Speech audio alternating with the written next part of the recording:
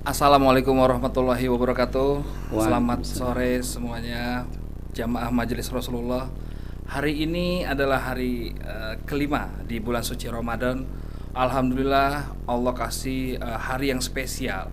Kenapa? Karena pada hari ini di studio Majelis Rasulullah, yang insya Allah hari ini juga akan live di YouTube, Instagram, dan Facebook. Eh, Hari ini kita punya satu sosok yang datang, yang hadir di studio, orang tua kita bersama, ayahanda kita bersama, yaitu Habib Nabil Al-Musawa. Assalamualaikum Habib. Waalaikumsalam warahmatullahi Habib, gimana rasanya puasa hari kelima, Habib? Masih semangat? Alhamdulillah, dengan nikmat Allah masih sehat walafiat. Alhamdulillah. Tadinya saya hampir batal, Habib, mau puasa hari ini, tapi ngeliat Habib saya semangat lagi sampai lebaran. Jangan batal, mudah-mudahan dikuatkan Allah. Kuat, amin amin amin. Habib, luar biasa sekali. Memang situasi seperti sekarang ini, pandemi ini, Habib ya, banyak sekali kondisi-kondisi yang tidak biasa, yang biasa menjadi tidak biasa, Habib. Betul. Nah, kita nih sebagai majelis Rasulullah, sebagai majelis yang anak-anak mudanya banyak, Habib, karena Habib sebagai ayahandanya. Bagaimana Habib tanggapan Habib mengenai kebiasaan-kebiasaan yang menjadi tidak biasa, seperti kita tadinya waktu itu mau acara di Monas ya, Habib ya. Betul. Tidak jadi juga, karena alhamdulillah Majelis Rasulullah ini majelis yang sangat mengikuti aturan himbauan pemerintah. Silakan Habib, tanggapannya gimana dengan kebiasaan-kebiasaan yang jadi tidak biasa ini, Habib? Iya, baik. Jadi bismillahirrahmanirrahim. Alhamdulillah wassalatu wassalamu ala nabiyyina Muhammadin wa ala alihi washabihi ajma'in wasallim, amma ba'd. Yang saya cintai para kru Majelis Rasulullah SAW, tim multimedia, ya kemudian juga seluruh jamaah Majelis Rasulullah SAW dimanapun berada, ya saya ingin menyampaikan alhamdulillah kita ini sekarang sudah hari kesekian kita masih diberikan kekuatan, ya taufik oleh Allah Subhanahu wa taala, sehingga kita bisa terus ya berpuasa, ya kemudian juga beribadah di jalan Allah Subhanahu wa taala. Kalau tadi dikatakan bagaimana puasa kita sekarang yang berbeda ya dengan tahun-tahun sebelumnya, tahun-tahun yang lalu, saya ingin menyampaikan bahwa ada satu ayat di dalam Al-Quran, ya kata Allah Subhanahu wa taala di dalam surah Al-Baqarah, a'udzubillahi minasyaitonir rajim, bismillahirrahmanirrahim, ya ayyuhalladzina amanu udkhulu fis silmi kaffah wa la tattabi'u khutuwatis syaitan innahu lakum aduwwum mubin. Ya kata Allah Subhanahu wa taala, wahai orang yang beriman, ya ayyuhalladzina amanu udkhulu, ya masuklah kalian itu fis silmi, ke dalam Islam, kafatan, ya seluruhnya. Kalau mau masuk Islam jangan setengah-setengah. Kalau mau masuk Islam jangan hanya di pinggir-pinggir, tapi seluruhnya kita ikuti apa yang ada di dalam aturan Islam, ya. Kenapa? Karena kata Allah, kalau tidak begitu, fala tattabi'u khutuwati syaitan, jangan kamu ikuti langkah syaitan. Orang yang tidak sepenuhnya di dalam berislam, dia akan ngikutin salah satu dari langkah-langkah syaitan. Nah, salah satunya adalah kita berpuasa di tengah suasana Covid seperti ini. Ya, mungkin bagi orang yang berpuasanya setengah-setengah, dia akan banyak nanya, gitu. Banyak nanya dalam arti, kok Allah gini sih sama saya? Nah, Kok saya jadi kayak begini? Oh, ibadah nggak enak, kok tarawih nggak enak, ya, tadarus biasa di masjid, ya biasa dengan guru, panjang. panjang banyak, Habib, benar. Nah, itu yang mungkin kemudian membuat akhirnya kita jadi tidak kafah, tidak keseluruhan di dalam berislam. Kalau kita lihat misalnya pada masa Nabi, ya sallallahu alaihi wasallam, ya pernah suatu ketika beliau sudah siap-siap untuk berangkat pergi haji. Beliau sudah ihram, ya kemudian menyiapkan segala macam. Kemudian di tengah jalan, waktu itu beliau akan berangkat haji, kemudian di stop sama orang kafir Quraisy, musyrikin Quraisy. Dari hasil diskusi panjang lebar dengan kafir Quraisy, disepakati bahwa ada poin-poin perjanjian dengan Quraisy, termasuk salah satunya tidak boleh haji tahun ini. Bisa nggak anak-anakku sekalian jamaah Majelis Rasulullah dimanapun berada membayangkan, ini bukan puasa, bukan di rumah. Orang udah pergi haji, udah siap-siap, udah di jalan. Di jalan, Udah mau masuk kota Mekah dengan peralatan semua sudah, ini niatnya sudah labbaik Allahumma labbaik. Tiba-tiba disuruh pulang. Suruh pulang, nggak boleh haji tahun ini. Sampai Sayyidina Umar bin Al-Khattab radhiyallahu anhu, ya pada waktu itu bilang, nanya sama Rasul, hal anta Rasulullah? Kata, apa kamu ini Rasulullah? Naam, kata Rasulullah SAW. Hal nahnu alal haq? bukankah kita ini ada di atas kebenaran, mereka yang salah, kenapa kita harus ngalah sama mereka? Nah mungkin ini pertanyaan yang juga pada masa sekarang keluar. Kita ini kan bukannya benar, kita kan harusnya ke masjid gitu. Kenapa kita harus ngalah gitu kan? Tapi kemudian kata Rasul SAW, saya tidak akan melanggar apa yang Allah perintahkan. Lalu kemudian Sayyidina Umar nanya lagi sama Sayyidina Abu Bakar, dijawab begitu juga sama Sayyidina Abu Bakar. Akhirnya kemudian Rasul SAW mencontohkan beliau tahallul, yang menggunting rambutnya. Lalu sahabat yang melihat itu semua serentak menggunting rambutnya. Nah hal seperti ini perlu kita hadirkan, anak-anakku sekalian ya, dimanapun kalian berada. Saya mencintai kalian semua karena Allah. Mudah-mudahan Allah kumpulkan kita bersama Sayyidina Muhammad sallallahu alaihi wasallam. Kenapa? Karena ketaatan kita sama Sayyidina Muhammad. Seperti Rasul dengan para sahabatnya yang sudah mau pergi haji, kemudian diperintahkan kembali lagi karena itu perintah Allah, maka kemudian dia kembali dan tidak ada rasa dongkol ya, kemudian kecewa gitu ya. Nah kita pun seperti itu. Jadi ketika pemerintah yang menggariskan, baik itu majelis ulama, baik itu pemerintah menggariskan kita untuk supaya jangan kita di luar, jangan ke masjid dulu, kita sami'na wa ata'na, insya Allah nanti kita akan mendapatkan hasil sebagaimana dirasakan oleh para sahabat. Ya Allah, demikian. Berarti memang situasi seperti ini dulu di zaman Nabi juga sudah dicontohkan ya Bib ya. Sudah terjadi tapi bentuknya berbeda. Bentuknya berbeda. Jadi sekarang kita sebenarnya nggak usah bingung kenapa nggak boleh ini, nggak boleh itu sih ya Bib ya. Betul. Baik Habib, luar biasanya sekali majelis Rasulullah ini, walaupun kan kita biasa di Masjid Al Munawwar ya setiap hari Senin. Betul sekali. Alhamdulillah rindu banget ya Bib, sampai saat ini kita berkumpul di sana. Apalagi jangankan antum semua, saya yang paling rindu sekali dengan Al Munawwar, dengan Monas juga. Ya Allah. Kita sering di Monas, sering di Istiqlal, sekarang nggak bisa di salah satu pun. Luar biasa kita rindu. Luar biasa rindunya. Habib, tapi ini luar biasanya majelis Rasulullah walaupun tidak bisa hadir di Masjid Al Munawwar, tapi majelis malam Selasa, menjelang hari Senin itu tetap ada di streaming. Ini gimana nih Bib nih? Ada arahan tersendiri kayaknya Bib ya? Iya betul. Nah ini jadi memang bagus ya. Jadi anak-anakku sekalian yang saya cintai karena Allah Subhanahu Wa Taala. Kata Allah, fa inna ma'al usri yusra. Inna ma'al usri yusra. Luar biasa nih kalau kita yang memahami tafsir ayat ini.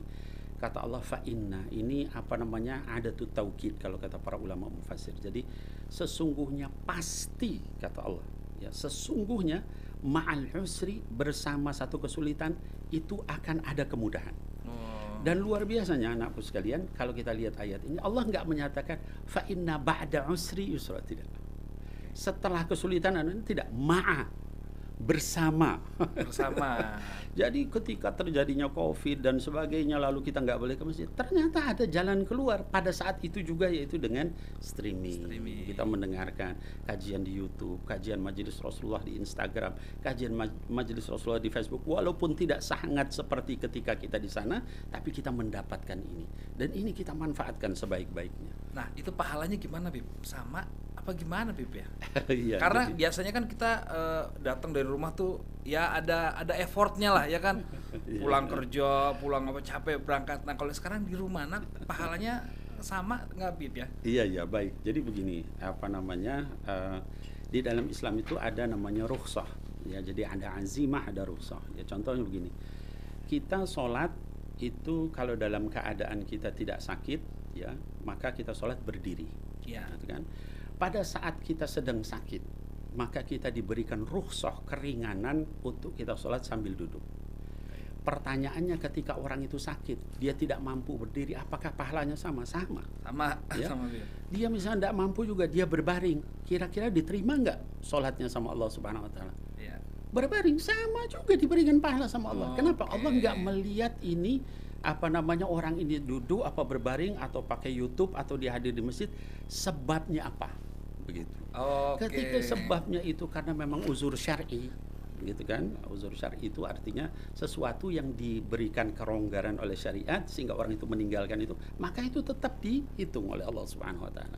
Jadi apapun yang kita biasa lakukan ke masjid dengan bawa motor, dengan bensin, itu semua dihitung sama seperti itu. Sama aja Bib ya? Dalam keadaan begini, sepanjang kita ikhlas kepada Allah Subhanahu Wa Taala, maka dihitung sama. Karena bukan karena kemalasan, tapi karena memang uzur syar'i. ya menghalangi kita untuk bisa berangkat ke masjid. Jadi nggak masalah ya Habib. Yang penting kita tetap bisa streaming, tetap dengar suara Habib Bagit, tetap dengar kasidah. Masya Allah luar biasa ya Habib.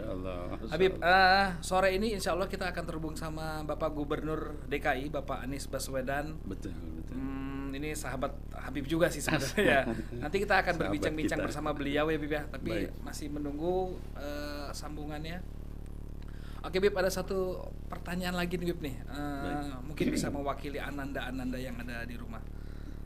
Habib mungkin punya satu tips gimana sih supaya kita mengikhlaskan keadaan ini dalam keadaan puasa Bib. Karena terus terang saya juga ya, biasa MR, biasa kayaknya nonton streaming tuh kayak kurang ikhlas aja Bib. Ada rasa rindu yang tidak bisa dibayarkan dan itu keikhlasan Bib. Gimana, susah ya Bib menyampaikannya ya. Tapi mungkin Habib bisa ada tipsnya gimana supaya kita ikhlas gitu Bib, nonton di YouTube Bib. Iya baik. Jadi begini, anakku yang saya cintai kan Allah Subhanahu wa taala, ini mungkin pertanyaan nyambung juga, ada yang nanya, Habib bukankah kita nggak sholat Jumat 3 kali berturut-turut? Oh itu rame juga kemarin Habib ya. Itu berarti kan kita dihitung munafik. Jadi anak-anakku sekalian, saya cintai kan Allah Subhanahu wa taala. Tidaklah Allah itu menurunkan satu ujian kecuali ada hikmah di balik itu. Ya, jadi salah satu contoh, kita dihalangi dalam tanda kutip ya dari masjid, tidak bisa ke masjid. Itu bukan tanpa hikmah ya. Supaya kita mengetahui betapa indahnya masjid itu. Masya Allah. Ketika kita sudah tidak mampu ke situ, padahal masjidnya mungkin ada di depan mata kita nggak boleh masuk. Itu para ulama sekarang di beberapa negara itu sampai nangis di pintu-pintu masjid itu. Ya Allah, dosa apa sampai kami dihalangi masuk ke dalam rumahmu, kata mereka. Jadi di situ ada hikmah supaya kita jangan melalaikan masjid. Kalau dalam keadaan sehat, kita kadang-kadang ke masjid, kadang-kadang nggak ke masjid. Nah sekarang ketika sudah dihalangi dari masjid, dihalangi dari Masjidil Haram, dihalangi dari umroh, baru terasa. Kita kepengen haji nggak bisa, mau umroh nggak bisa. Nah jadi hikmah itu yang kita ambil, itu yang pertama anakku. Ya. Lalu yang kedua hikmahnya adalah Allah mungkin melihat selama ini kita kurang begitu peduli sama keluarga. Hubungan yang renggang antara orang tua dengan anak, antara kakak dengan adik, antara suami dengan istri. Karena semua punya kesibukan, terutama kesibukan paling besarnya itu handphonenya. Handphone. Ya. Nah karena sudah dia kerja, sudah dia mungkin ngurus rumah tangga, si anak sudah dia belajar, tambah handphone, makin tidak punya kesempatan. Nah maka kemudian sama Allah Subhanahu wa taala diberikan kesempatan kamu di rumah berhari-hari, berbulan-bulan itu kan. Sehingga coba kalau anakku bayangkan gitu ya, terasa ikatan itu lebih kuat dengan saudara, dengan bapak, dengan ibu. Walaupun mungkin selama ini kita kok biasa-biasa, tapi sekarang kok ketemu lalu ini rasanya suasana di rumah tangga itu lebih akrab. Seolah-olah Allah mau tegur kita. Nah, kamu itu jangan ngurusin dunia terus gitu kan. Ngurusin juga keluarga kamu, anak kamu, istri kamu, suami kamu. Itu supaya lebih akrab. Itu salah satu hikmahnya. Iya, jadi ada beberapa hikmah ya Bib ya. Banyak mungkin hikmah. Masing-masing orang juga memiliki hikmah yang berbeda ya Bib ya atas kejadian ini. Mudah-mudahan alhamdulillah Habib Nabil memberikan arahan yang sangat luar biasa nih Ayahanda. Mudah-mudahan setelah perbincangan ini, setelah diskusi ini, ananda-ananda jamaah Majelis Rasulullah punya rasa ikhlas yang besar lagi atas keadaan ini. Amin. Dan diberikan mental yang kuat untuk menghadapi permasalahan yang sedang melanda negeri kita ini. Luar biasa. Amin. Baik, kita coba sambung bersama Pak Gubernur. Sudah sambung?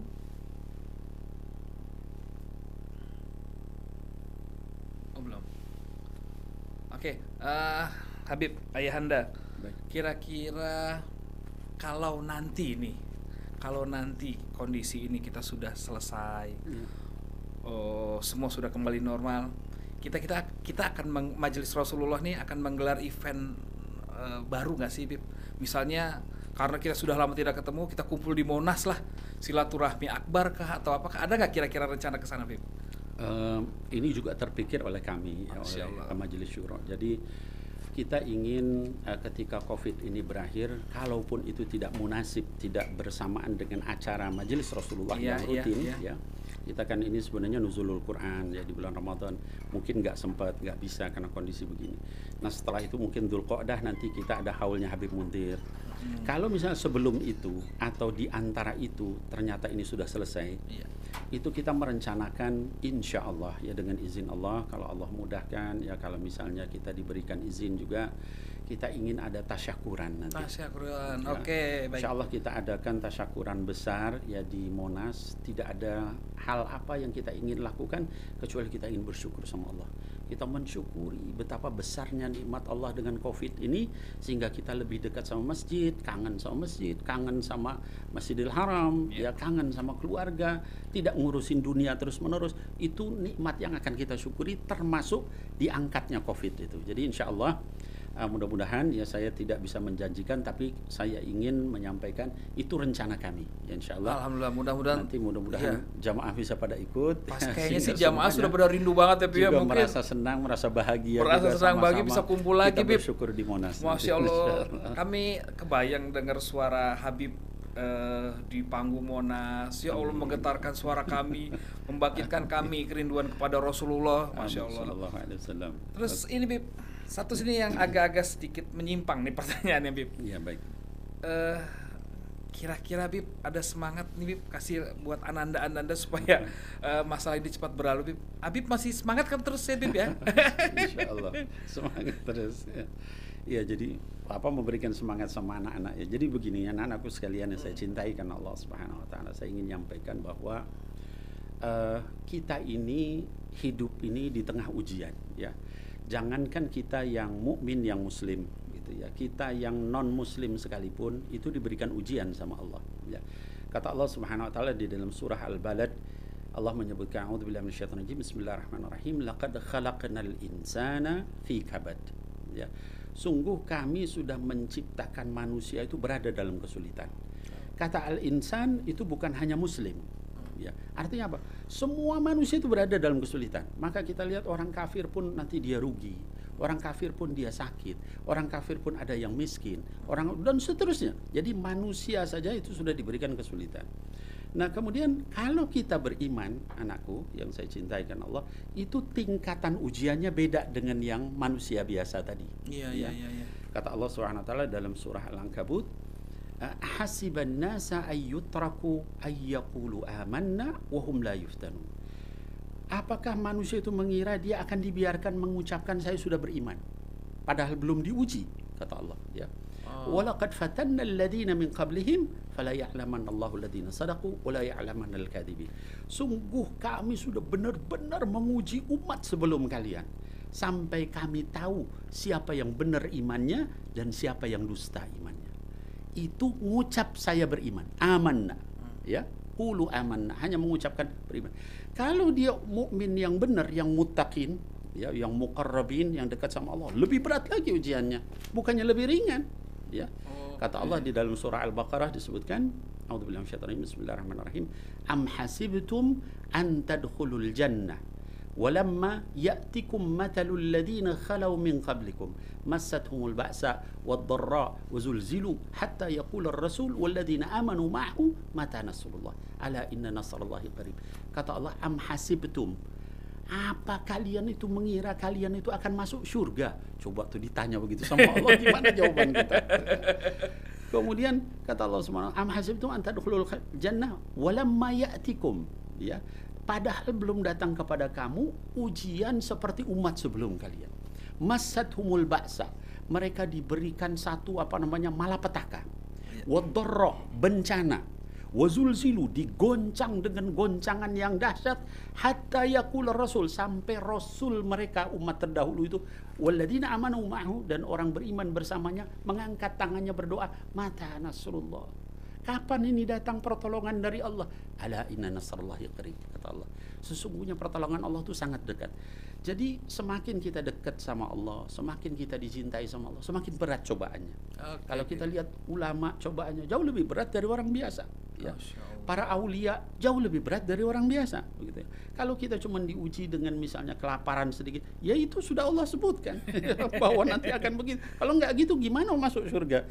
Jadi di dalam salah satu hadis Rasul SAW, kata beliau fa inna sil'atallahi ghaliyah bahwa balasan Allah itu, hadiah dari Allah itu mahal. Gitu. Jangan mau murah-murah. Kita cuma mau bayar dengan receh, mau dapat surga. Ya Allah. Nah, dengan itu mudah-mudahan anak-anakku sekalian kita semangat. Saya ingin menyampaikan sama antum sekalian, anak-anakku sekalian saya cintai, COVID ini pasti berakhir. COVID ini akan berakhir. COVID ini akan segera berlalu. Tapi yang penting adalah ketika kita melewati masa-masa ini, kita jadi orang yang benar imannya atau orang yang lempar imannya di belakang punggung kita. Kalau kita menjadi orang yang lempar iman kita, udahlah, saya nggak mau peduli sama Allah, saya susah, nggak punya makan, nggak punya minum, segala macam, saya harus ngutang, saya udah nggak peduli sama Allah, berarti kita akan merugi. Tapi kalau kita bisa benar-benar melewati ini dengan baik, dengan sabar, dengan ikhlas, maka insya Allah, Allah kasih jauh lebih banyak daripada apa yang kita korbankan. Itu janji Allah. Mudah-mudahan dengan itu kita jadi lebih semangat. Jadi memang kayaknya kalau saya tarik sedikit kesimpulan, dalam kondisi ini salah satu yang harus diperbaiki buat umat Islam, kita kan sekarang kebetulan COVID ini memang belum ada obatnya, Bib ya? Ya, belum. Memang obatnya cuma satu ya, izin Allah aja kayaknya, Bib ya. Kayaknya ya dengan doa aja sekarang sih, Bib ya.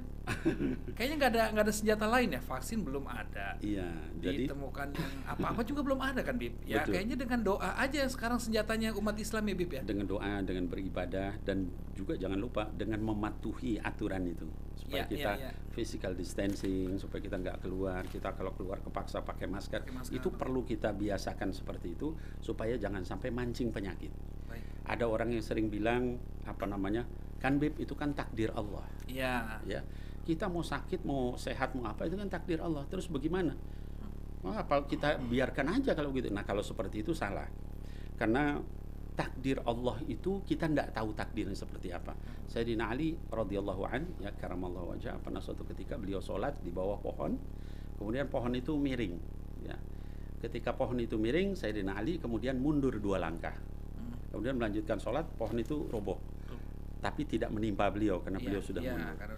Lalu ada seorang yang nanya, bilang sama Sayyidina Ali, ya katanya, wahai Amirul Mukminin, Anda ini lari dari takdir Allah. Takdirnya mati kena pohon itu. Kenapa Anda lari dari takdir Allah? Sayyidina Ali radhiyallahu an, ya beliau kita tahu bahwa beliau adalah seorang yang sangat smart. Sangat cerdas gitu. Dan jawami'ul kalim, kalau jawab itu pendek tapi simple tapi padat. Jadi dia jawab dengan pendek aja. Naam. Saya lari dari satu takdir Allah ke takdir Allah yang lain. Sambil dia jalan. Seorang itu bengong, ngangguk-ngangguk. Nah, jadi seperti itulah kita. Jadi insya Allah mudah-mudahan dengan ini kita bisa melewati ini dengan baik. Ya, mudah-mudahan nanti dalam keadaan kita tidak terpapar, kemudian kita juga sehat walafiat dan dekat sama Allah. Ya, mudah-mudahan rencana Majelis Rasulullah Dewan Suro punya tasakuran ini bisa terrealisasi dalam waktu yang dekat ya, Bib ya. Amin. Sungguh Bib, mungkin ananda-ananda jamaah nih rindu sekali Habib nih. Nah, kemarin juga kita banyak diskusi sama teman-teman jamaah Habib. Ada satu hikmahnya lagi Bib nih.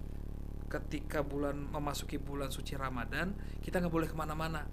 Masya Allah Bib, ini anak-anak di rumah nih Bib, baca Qurannya sekarang rajin-rajin Bib. Yang biasanya 1 juz isu bisa 2 hari, sekarang katanya udah ada yang sampai sehari itu bisa 3-4 juz Bib. Karena nggak kerja, karena nggak sekolah Bib. Betul.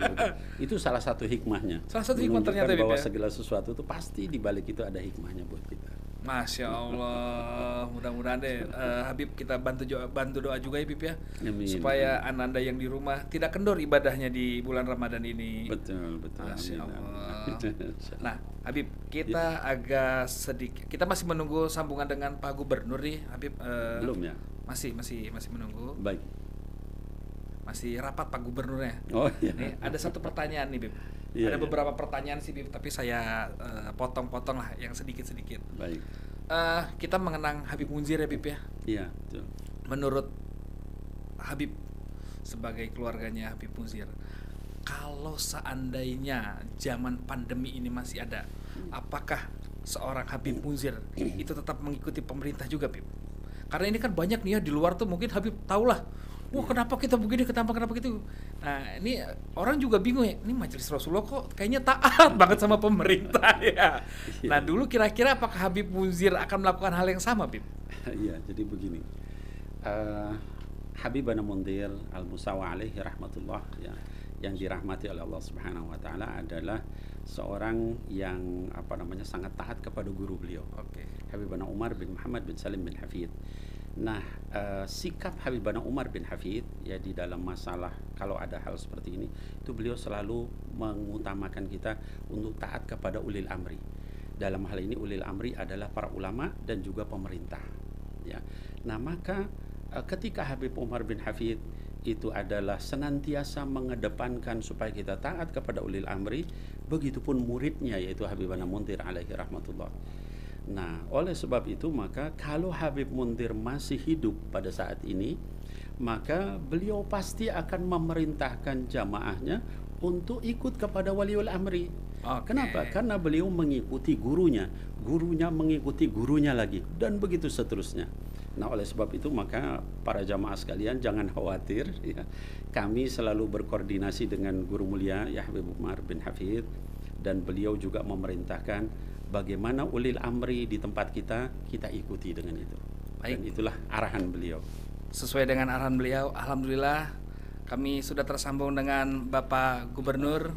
Assalamualaikum warahmatullahi wabarakatuh. Pak Anies, gimana kabarnya?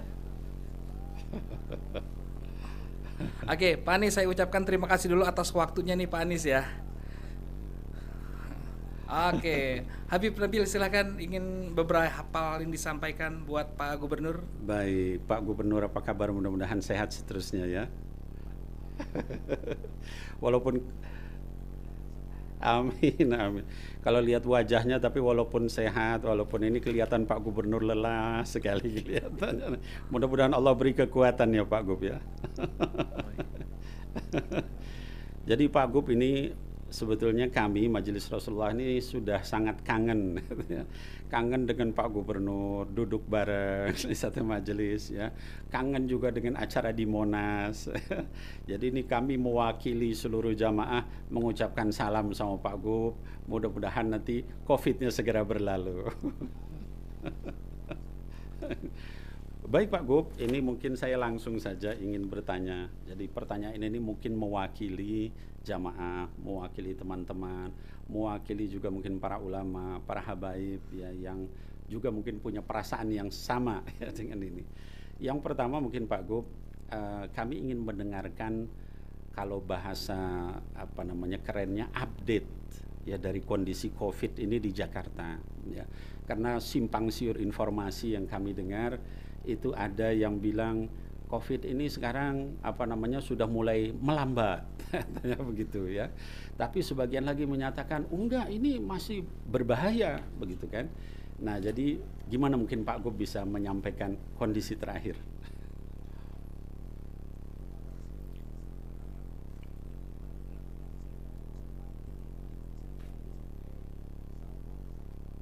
Nabi selalu sehat, Beb. Amin. Dalam semua urusannya.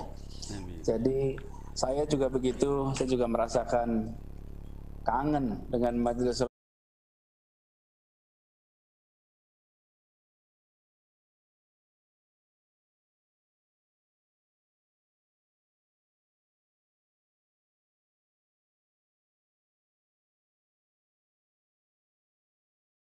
semuanya.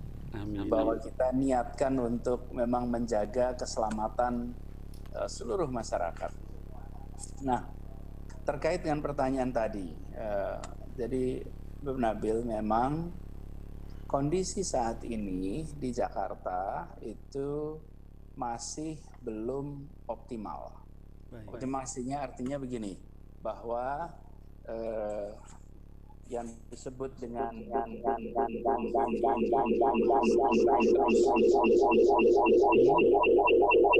kita perhatikan angkanya itu masih bergerak ke atas terus.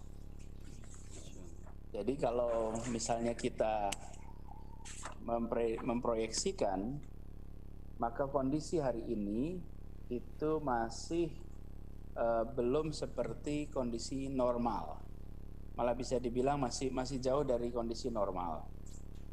Jadi kalau bicara tentang apakah sudah mendekati akhir, kita tidak tahu.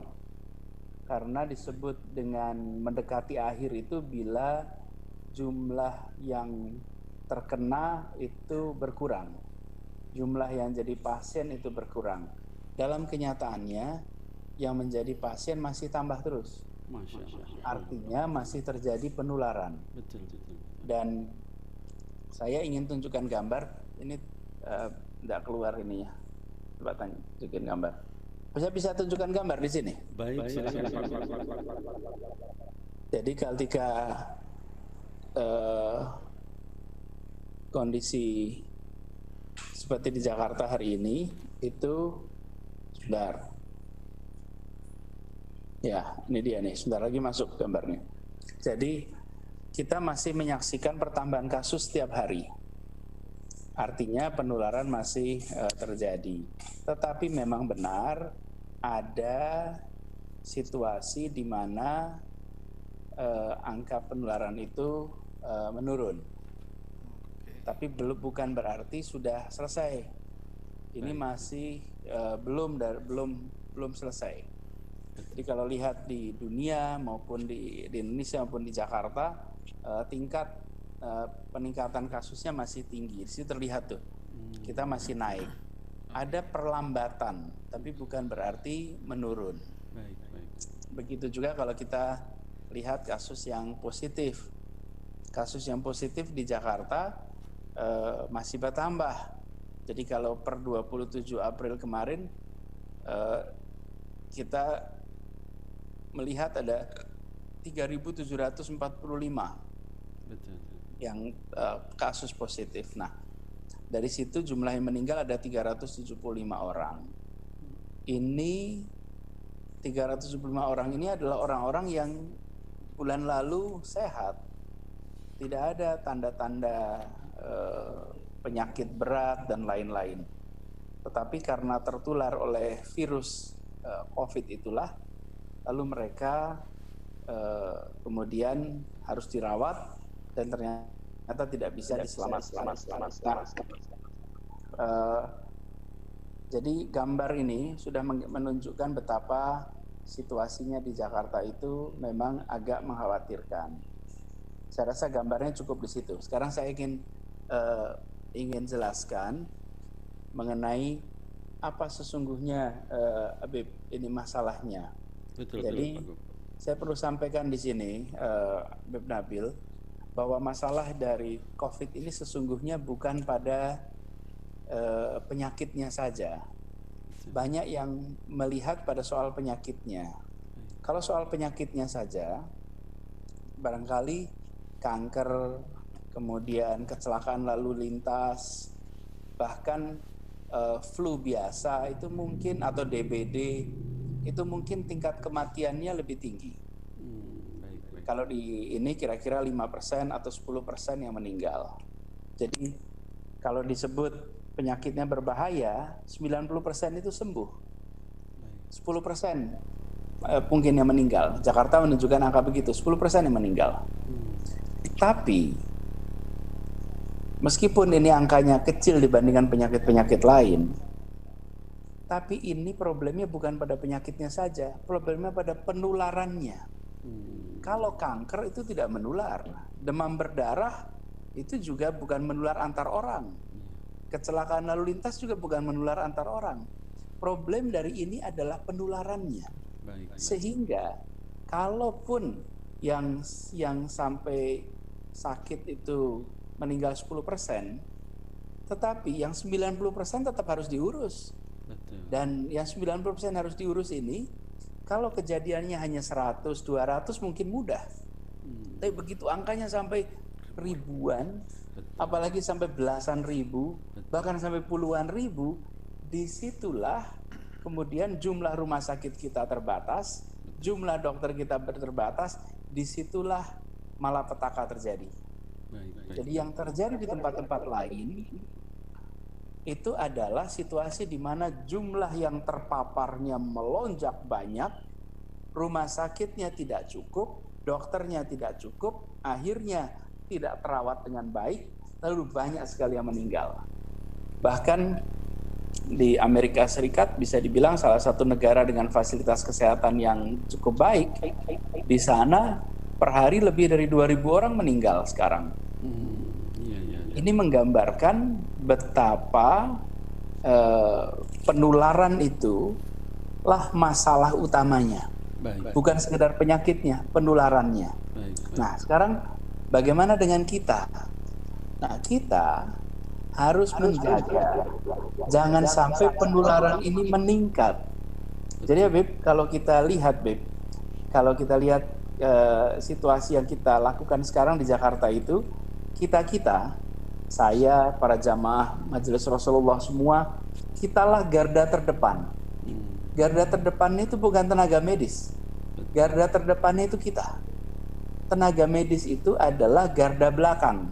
Mereka pertahanan terakhir. Kalau kita gagal mencegah penularan, lalu orang jadi pasien, baru dia dikirim ke belakang, ke bagian pertahanan. Dicoba diselamatkan oleh tenaga medis. Tapi penyelamatan pertamanya adalah kita. Dengan cara mencegah jangan sampai terjadi penularan. Mencegah jangan sampai terjadi keterpaparan. Supaya tidak ada pasien. Jadi garda terdepan dalam menghadapi COVID itu kita semua. Nah, karena menularnya itu dari orang ke orang, maka yang harus dikurangi adalah interaksi antar orang. Kalau demam berdarah, menularnya bukan dari orang ke orang, menularnya lewat nyamuk. Karena itulah dilakukan penyemprotan supaya nyamuknya mati, atau dilakukan pembersihan jentik-jentik supaya tidak jadi nyamuk Aedes aegypti yang kemudian membawa namanya virus dengue. Nah, dalam kasus COVID itu menularnya lewat uap orang bicara, lewat droplet istilahnya, air yang keluar kalau orang sedang bicara, baik batuk, bersin atau bicara, disitulah terjadi potensi penularan. Jadi itu sebabnya lalu interaksi antar orang dikurangi. Setiap orang diminta pakai masker supaya mengurangi udara yang keluar dari mulut, air yang keluar dari mulut. Kemudian dibatasi kontaknya. Baik.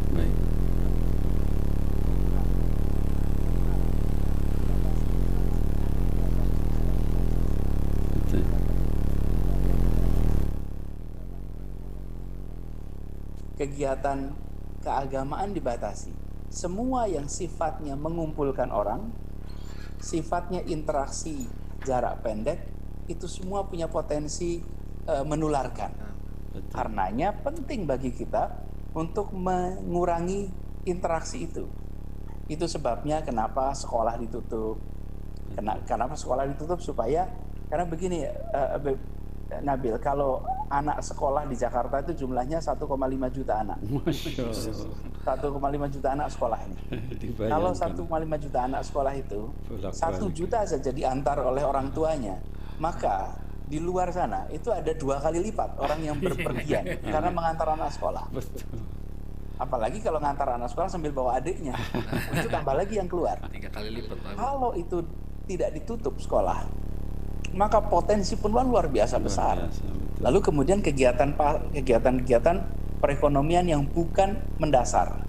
Mendasar itu adalah kegiatan pangan, energi, itu dasar. Tapi kalau kegiatan-kegiatan yang lain dikurangi.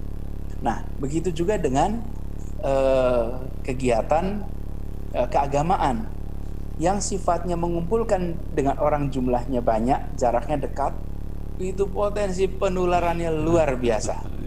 Jadi Beb Nabil lihat situasi itu, maka di Jakarta ini alhamdulillah kita sejak Maret awal, Maret pertengahan itu sudah mulai mengurangi.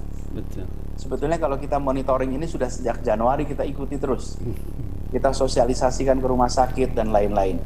Alhamdulillah dengan kita memutuskan untuk mengurangi kegiatan sejak awal, memang itu berdampak berat bagi kita semua. Tetapi apa yang terjadi?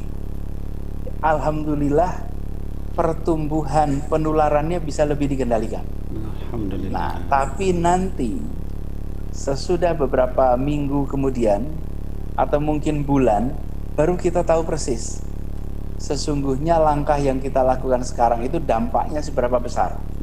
Karena kalau hari ini kita belum bisa mengukur semuanya. Ini berbeda dengan mengendalikan aliran air. Aliran air itu kalau pintu airnya ditutup langsung berubah rute airnya. Kalau ini apa yang kita lihat hari ini adalah akibat kebijakan 2 minggu yang lalu. Kebijakan hari ini baru kita rasakan dampaknya 2 minggu yang akan datang. Jadi ada waktunya. Nah, karena itu Habib Nabil, saya ingin sampaikan terima kasih karena Majelis Rasulullah ini termasuk yang paling awal ikut di dalam pembatasan interaksi itu. Masya Allah, alhamdulillah. Dengan begitu, Majelis Rasulullah ikut dalam catatan sejarah kita. Bahwa Majelis Rasulullah ikut menyelamatkan ratusan, mungkin ribuan orang. Alhamdulillah. Kita dengar peristiwa-peristiwa di tempat lain, di mana tetap berlaku perkumpulan. Apa yang terjadi? Hanya 1-2 orang yang positif, tapi sesudah itu ratusan. Bahkan ada yang sampai ribuan kemudian terpapar gara-gara tetap memaksakan pertemuan-pertemuan seperti itu. Nah, jadi situasinya Habib Nabil sekarang ini kita masih dalam fase pertumbuhan, belum turun dalam artian menurun. Betul. Masih agak panjang, dan kita berharap dengan adanya interaksi yang minimal, insya Allah ini bisa lebih cepat untuk kembali pulih seperti semula. Baik, Masya Allah Pak Gub, ya, kita mendapatkan banyak sekali hal baru, ya, jamaah sekalian, anak-anak sekalian yang saya cintai karena Allah Subhanahu wa Ta'ala. Ini kita mendengarkan langsung, ya, dari Pak Gubernur kita, ya, Pak Dr. Anies Baswedan, terkait dengan kondisi saat ini. Ya.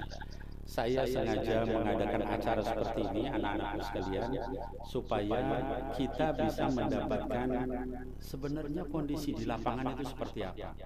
Kalau saya hanya bisa menyampaikan dalil, ya, kemudian juga baik itu Al-Quran, As-Sunnah, dan juga berbagai macam dalil, tapi dengan kita menggabungkan, ya, dengan kondisi real di lapangan, kita akan tahu kenapa Majelis Rasulullah ini tidak ikut serta masuk ke masjid, ya, atau mengadakan acara besar. Ini kita sudah dengarkan tadi dari Pak Gub. Nah, yang terhormat Pak Gub, mungkin kalau boleh menambahkan, jadi dengan apa yang tadi dipaparkan, sebenarnya kita boleh optimis Pak Gub, ya, dalam artian kalau misalnya kita ke depan itu bisa disiplin, ya, disiplin dengan kondisi yang seperti sekarang PSBB, kemudian kita nggak keluar, insya Allah mungkin lebih cepat COVID ini akan berakhir. Mungkin kira-kira begitu ya Pak Gub. Berarti Ramadan ini sebaiknya kita jangan dulu ke masjid dulu, jangan memaksakan dulu keluar, kita strict, insya Allah mungkin lebih optimis ya Pak Gub, ya.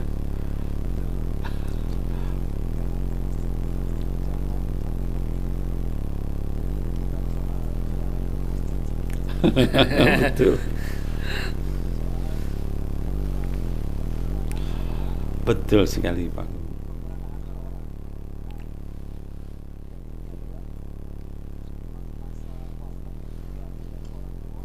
Betul, betul.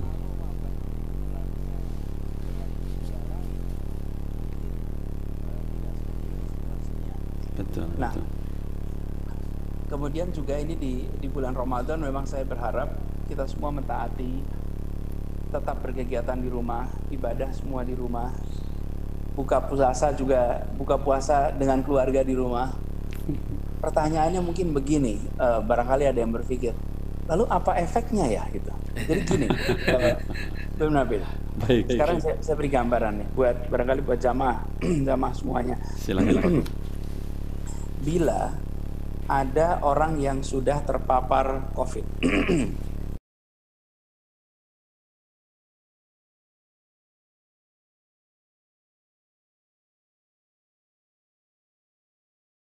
Lalu ketika kegiatan berjalan seperti biasa, dia akan pergi ke masjid, dia akan pergi ke tempat kerja, dia akan pergi ke sekolah, dia akan pergi ke rumah temannya. Semua tempat yang dia datangi nyebar virus. itu tempat yang dia tulari. Betul, betul. Jadi makin banyak dia mendatangi orang, makin banyak dia menularkan. Betul. Karena dia tidak punya gejala, dia tidak tahu kalau dia Sakit. terpapar COVID. Dan ini Habib Nabil, banyak anak-anak usia 20-an, 30-an terpapar tapi tidak tahu kalau terpapar. Karena tidak merasa gejala. Tidak ada sakit, tidak ada, itu banyak yang begitu. Betul, betul, betul. Yang biasa merasakan sakit itu adalah mereka yang punya penyakit bawaan. Baik. Sudah uzur di atas, sudah usianya senior, atau ada penyakit jantung, atau ada asma, atau diabetes. Nah, mereka begitu langsung akan merasakan tuh. Tapi kalau yang sehat, muda, umumnya tidak terasa. Nah, lalu kita mengambil kebijakan semuanya di rumah selama 14 hari. Maka orang yang sudah terpapar, dia tidak pergi kemana-mana, dia tidak menularkan. Dan orang yang belum tertular, dia tidak pergi juga, maka dia tidak akan ketularan. Baik. Bila itu dikerjakan oleh semua orang, maka virus itu setelah 14 hari ada di badan orang, dia akan hilang. Baik. Itulah sebabnya kenapa masa inkubasinya paling lama itu 14 hari, ada yang bilang 10 sampai 14 hari. Bila kita jaga 28 hari tidak ada pergerakan, maka mereka yang terpapar tidak menularkan dan virusnya hilang di badannya. Baik, baik. Itulah sebabnya kenapa hitungannya selalu 14 hari ditambah 14 hari atau 28 hari, 2 kali 14 hari. Karena itulah masa hidupnya virus itu atau masa inkubasi virus itu. Jadi kalau warga disiplin, insya Allah cepat hilang. Tapi bila misalnya nih 80% warga disiplin, ada 20% yang tetap pergi-pergi, dan di antara 20% itu ada sebagian orang yang positif COVID, maka penularan jalan terus. Itulah sebabnya kita perlu sekali bersama-sama disiplin dan bersama-sama menyadari bahwa untuk melindungi orang lain dan melindungi diri sendiri, lebih baik jangan bepergian tapi tetap berkegiatan di rumah.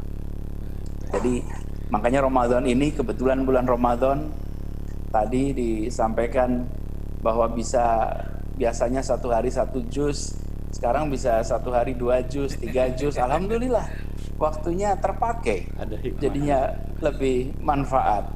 Jadi dengan berada di rumah bisa tadarus bersama. Ini sesuatu yang sesungguhnya saya sempat refleksi, Habib Nabil. Mungkin Ramadan kita sekarang ini mirip dengan Ramadan ketika zaman Rasulullah SAW. Karena tidak ada buka bersama waktu itu, tidak ada taraweh di masjid. Meskipun sempat taraweh tapi tidak diteruskan taraweh di masjidnya, tarawehnya di rumah, qiyamul lail di rumah. Betul. Kemudian kegiatan dengan keluarga, buka puasa juga di rumah. Mungkin sekarang kembali seperti itu. Dan kesempatan bagi keluarga-keluarga kita untuk beribadah bersama anak, istri, dan keluarga lain di rumah. Jadi saya optimis ini insya Allah bisa cepat selesai. Tapi juga saya optimis bahwa ini memberikan pengalaman baru yang sangat unik. Betul. Karena kejadian COVID ini bersamaan dengan bulan suci Ramadan. Yang di dalam bulan suci Ramadan kita punya kebiasaan bersama-sama dengan orang banyak. Betul. Dan kali ini Ramadannya tidak bersama dengan orang banyak tapi di rumah. Dan Ramadan di rumah itu sesuatu yang sangat unik sekali. Karena saya rasa kita semua sama, Ramadan itu adalah masjid. Yang jarang subuhan di masjid, kalau Ramadan bisa subuhan di masjid, tapi sahur ke masjid. Sampai Isya pun taraweh di masjid. Jadi Ramadan adalah masjid. Tapi tahun ini, Ramadan adalah rumah. Ramadan adalah ibadah dengan keluarga. Ramadan adalah tadarus di rumah. Ramadan adalah mendengarkan tausiah lewat Streaming. alat digital seperti ini. Jadi ini sebuah pengalaman baru yang mudah-mudahan saya optimis membawa hikmah yang besar dan baik untuk umat kita juga. Amin, amin, amin, amin, ya Allah, amin. Baik Pak Gub, luar biasanya. Jadi mungkin pertanyaan terakhir ini Pak Gub, ya, sekaligus permintaan gitu ya. Jadi banyak jamaah yang menyampaikan ke saya gitu kan. Mereka menyampaikan ya bahwa Habib Nabil Suaranya nggak dengar. Iya, baik. Bismillah, Bismillah, bisa didengar Pak Gub? Suaranya nggak sampai tapi. Suaranya nggak sampai, mungkin itu yang tadi diputar. Baik, Bismillah, Coba Bismillah. dicek sound systemnya. Bisa didengar Pak Gub sekarang? Bismillah, Bismillah, iya. Bisa didengarkan? Bismillahirrahmanirrahim, Bismillahirrahmanirrahim. Mudah-mudahan kedengaran. Bisa kedengaran? Bisa diperbaiki. Bismillahirrahmanirrahim. Bismillahirrahmanirrahim. Bisa kedengaran Pak Gub? Pak Gub, Belum. bisa mendengar suara kami? Belum. Ada yang miss ini. Baik. Bismillahirrahmanirrahim. Iya. Dari sana, mungkin dari sana. Oh iya, mungkin dari sana ya. Baik, baik. Yang terhormat Pak Gub, mudah-mudahan masih bisa mendengar, ya masih bisa bersama, ya. Saya sebetulnya terakhir ingin menyampaikan, ya kalaupun nanti nggak tersampaikan, mudah-mudahan nanti bisa disampaikan, ya setelah ini, bahwa apa namanya ada usulan, ya dari jamaah Majelis Rasulullah, ya Sallallahu Alaihi Wasallam, bahwa bisakah nanti kalau misalnya COVID ini sudah berakhir, itu kita mengadakan acara bersama di Monas. Jadi ini permintaan dari jamaah, ya kalau Pak Gub bisa mendengar, mudah-mudahan, ya kalau tidak nanti saya sampaikan pribadi ya ke beliau. Jadi kita ingin mengadakan tasyakur di Monas, gitu ya. Nah, mudah-mudahan nanti apa namanya Pak Gub bisa hadir, ya kemudian juga izin Monas juga bisa diberikan. Tapi sekali lagi kita menunggu insya Allah setelah COVID-nya berakhir, ya. Jadi Bismillahirrahmanirrahim, bisa kedengaran Pak Gub? Belum. Baik. Jadi anak-anakku sekalian, ya ini karena memang ada apa namanya kendala, ya kendala teknis, ya entah di markas Majelis Rasulullah ataupun juga di mana di Pemprov, ya kantornya Pak Gub. Kita belum bisa terhubung dengan beliau. Jadi apa namanya saya hanya ingin menyampaikan ya kepada yang terhormat sahabat saya yang baik, ya Pak Gubernur Anies Baswedan, ya terima kasih banyak ya atas kesempatan yang diberikan. Mudah-mudahan apa yang tadi apa namanya bisa sampaikan oleh Pak Gub itu bisa kita pahami bersama-sama. Itu yang biasa diputar tadi itu bisa hilang tadi getaran. Di situ tadi antum putar, ini masih muter. Sudah komunikasi. Iya, baik. Jadi anak-anak sekalian, tadi sebagaimana saya sampaikan ya bahwa insya Allah kita merencanakan, ya mengagendakan akan ada apa namanya rencana tasyakur nanti ya di Monas kalau COVID ini sudah selesai. Insya Allah saya akan menyampaikan hal ini ya kepada yang terhormat sahabat kita Pak Gubernur DKI. Insya Allah mudah-mudahan beliau juga akan bersedia. Jadi pesan saya sekarang kepada antum semua, ya kepada jamaah dimanapun berada, mari kita jaga apa yang sudah disampaikan tadi oleh Pak Gub, ya bahwa hendaknya kita berada di rumah. Ya, jadi kita selama mungkin 14 hari ke depan, ya setelah 14 hari yang lalu, 14 hari ke depan kita bersama-sama menjaga, kita berada di rumah, ya kemudian kita tidak dulu sholat di masjid. Kita sudah tahu bagaimana sebabnya, ya bagaimana juga bahwa bahkan sholat Jumat pun, yaitu para ulama menyatakan boleh dilakukan di rumah. Kenapa demikian? Karena memang kondisi darurat ya.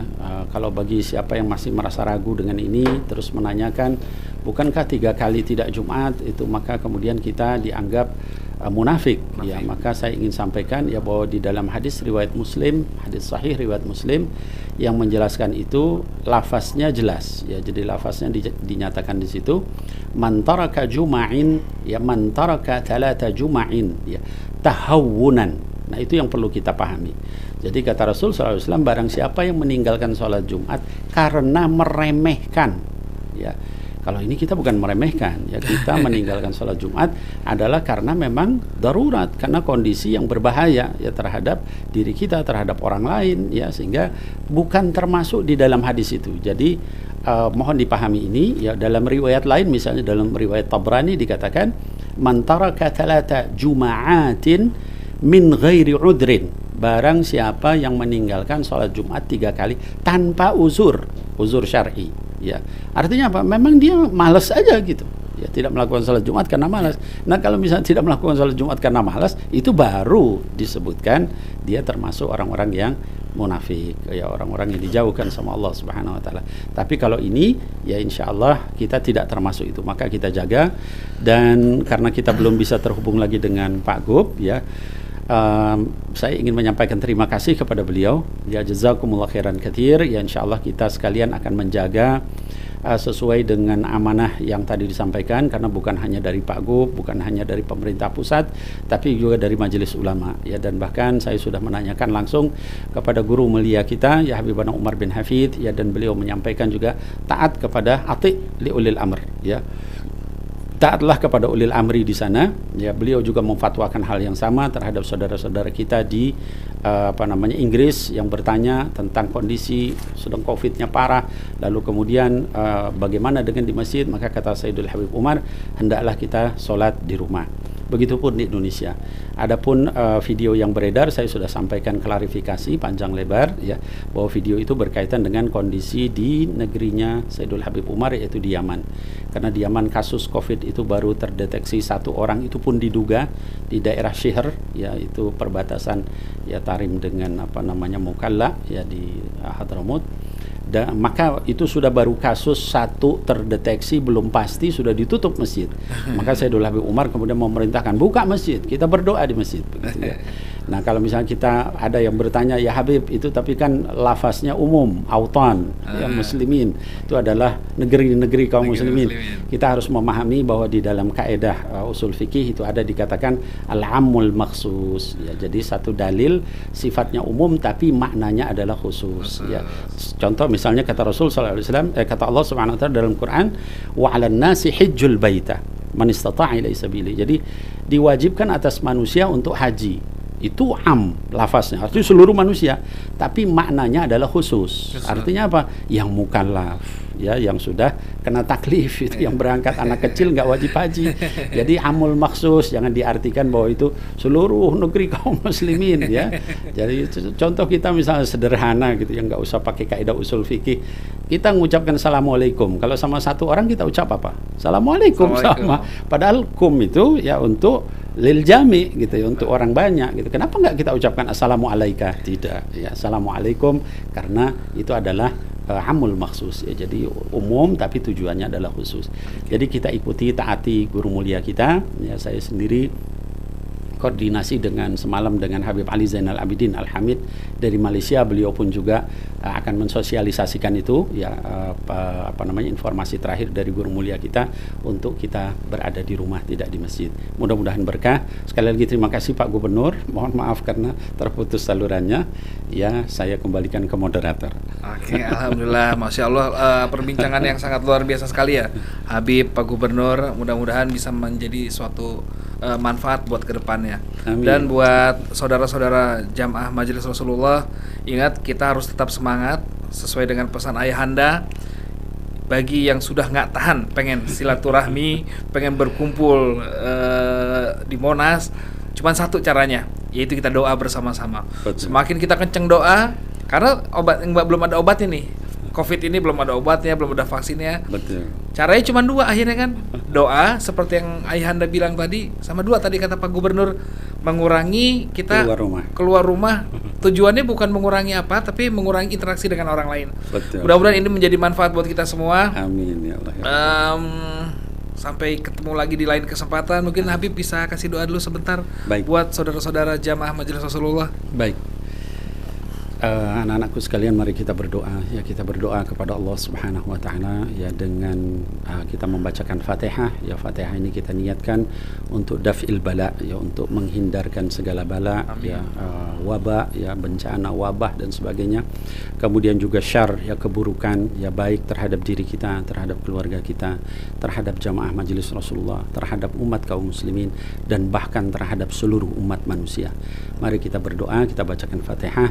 Ala هذه النية ولكل نية صالحة وإلى حضرة النبي محمد صلى الله عليه وآله وسلم بسر الفاتحة.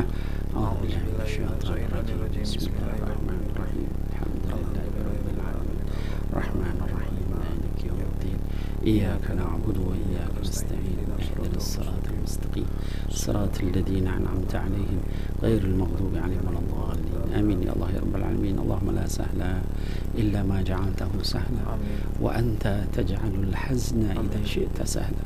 اللهم يسر ولا تعسر يا ميسر.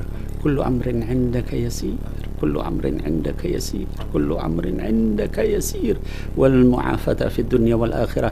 اللهم ربنا لا تؤاخذنا إن نسينا أو أخطأنا. ربنا ولا تحمل علينا إصرا كما حملته على الذين من قبلنا. اللهم ربنا ولا تحملنا ما لا طاقة لنا به. اللهم ربنا ولا تحملنا ما لا طاقة لنا به. اللهم ربنا ولا تحملنا ما لا طاقة لنا به. واعف عنا واغفر لنا وارحمنا واعف عنا واغفر لنا وارحمنا واعف عنا واغفر لنا وارحمنا أنت مولانا فانصرنا على القوم الكافرين. Ya Allah ya Rabbana ya Rabbal Alamin, jauhkan kami, jaga kami, sayangi kami dari penyakit ini ya Allah. Amin. Kami sudah banyak terdampak dengan penyakit ini ya Allah, baik langsung maupun tidak langsung. Yang langsung terkena penyakit lalu kemudian dirawat, bahkan ada saudara-saudara kami yang sudah meninggal mendahului kami ya Allah. Ampuni dosanya, angkat derajatnya, jadikan mereka syahid sebagai orang-orang yang mukmin ya Allah. Amin. Kemudian ada pula yang masih terbaring sakit, sembuhkan mereka dengan kesembuhan yang tidak kambuh lagi ya Allah. Bagi yang terdampak di rumah, tidak mampu keluar, lalu kemudian tidak punya rizki, mudah-mudahan Kau berikan rizki ya Allah. Amin. Berikan jalan keluar bagi mereka ya Allah. Mereka hanya hamba-Mu ya Allah. Amin. Mereka itu butuh bantuan-Mu ya Allah. Amin. Kalau mereka punya dosa, ampuni dosanya ya Allah. Amin. Kalau mereka punya hajat, keinginan, mudahkan hajat mereka ya Allah. Kalau mereka punya kesulitan, angkat kesulitan ya Allah. Bibarakati syahri Ramadan, dengan keberkahan bulan Ramadan. Bibarakati syahril Quran, dengan keberkahan bulan Quran ya Allah. Angkat semuanya ini ya Allah. Jauhkan kami daripada hal-hal yang buruk ini ya Allah. Berikan kebaikan sebagai balasannya ya Allah. Berikan kekuatan kami untuk bersabar ya Allah. Dan berikan kesehatan dan juga kebahagiaan kepada kami, kepada keluarga kami, kepada umat kaum muslimin, kepada negeri ini dan seluruh dunia ya Allah ya Rabbana ya Rabbal Alamin. Wa sallallahu ala nabiyyina Muhammadin wa ala alihi wa sahbihi ajma'in wa sallim walhamdulillahi rabbil alamin. Amin. Alhamdulillah sudah lega buat saudara-saudara jamaah Majelis Rasulullah. Mudah-mudahan kehadiran ayahanda walau dengan sebatas suara dan video visual di handphone, di laptop masing-masing, mudah-mudahan ini bisa mengobati kerinduan yang sudah menggema dalam hati. Habib, sekali lagi ayahanda terima kasih atas waktunya. Sama-sama anakku. Mudah-mudahan kita bisa bertemu dalam waktu yang dekat, berkumpul bersama-sama. Mudah-mudahan walaupun kita selalu berjaga jarak Habib, tapi hati kita selalu terikat Habib. Ya Rabb, selalu insyaallah. Terima kasih Habib. Assalamualaikum warahmatullahi wabarakatuh. Waalaikumsalam warahmatullahi wabarakatuh.